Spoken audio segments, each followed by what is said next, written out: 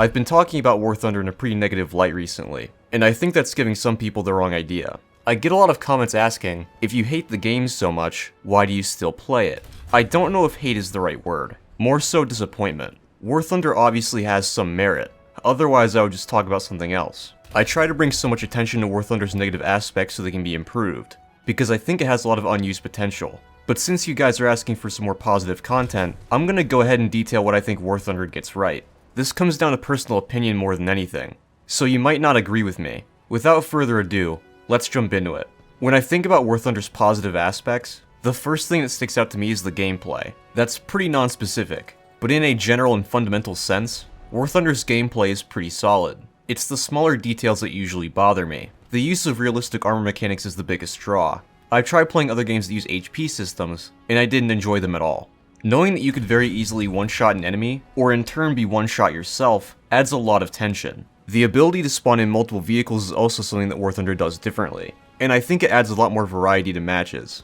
If I'm playing something like World of Tanks with my friends and one of us dies, all I can do is spectate. In War Thunder, I can try to respawn and regroup with my friends. It provides a lot more opportunities for fun and interesting gameplay moments. The relatively short duration of battles is a big plus for me too. I get bored pretty easily, and when a match drags on for upwards of 20 minutes, I basically lose all interest. War Thunder matches usually take around 10 to 15 minutes, depending on how balanced the teams are, and that's the perfect time frame for me. War Thunder's maps tend to be close quarters, which I prefer. While it's not exactly realistic for companies of tanks to be duking it out at 50 meters, it's definitely a lot more exciting. At longer distances, shot dispersion starts to add an element of randomness that I personally don't enjoy. I would rather have my shots matter than wait until RNG decides I hit a weak spot. That isn't to say that long-range maps are bad, and War Thunder definitely has its fair share of them, but I appreciate that in those long-range maps, there's usually a city or something where you can take cover. In fact, that leads me to my next point. When it comes to satisfying different parts of the community, War Thunder does a pretty good job. I can't think of another game that has comprehensive tank, aircraft, and naval combat, with different game type modes for each category. Well, I guess you can count Arma, but if you've played both of them, you know that they're two very different games. When the different categories are brought together, it can get kind of messy. I've definitely voiced how I feel about cast and tank battles, and some game modes need a lot of attention, but it could also be a lot worse. The sheer variety of vehicles, even when locked into their own categories, allows you to find a vehicle that fits your playstyle and use it without major restriction. My favorite thing to do recently is to be a dedicated anti-air player. You can probably guess why. There are obviously meta vehicles, but I don't find those very fun to play, and I don't think most people do either. I think most people only play meta vehicles when they need to grind something, or to complete objectives for an event.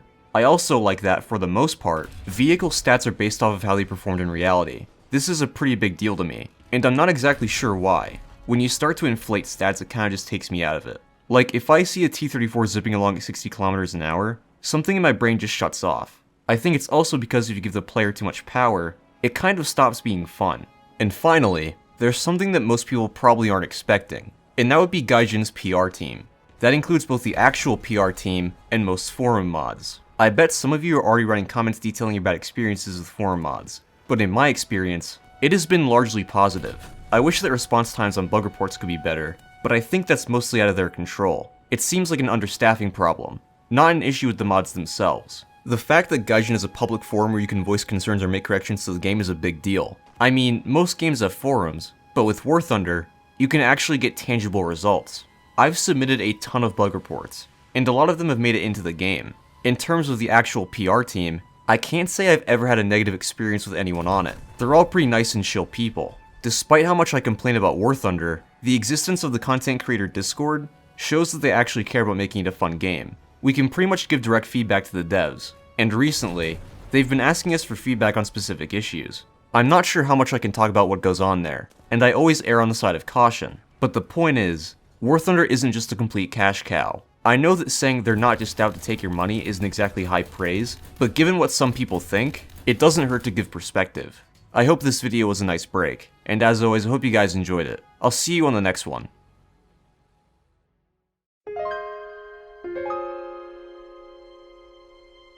You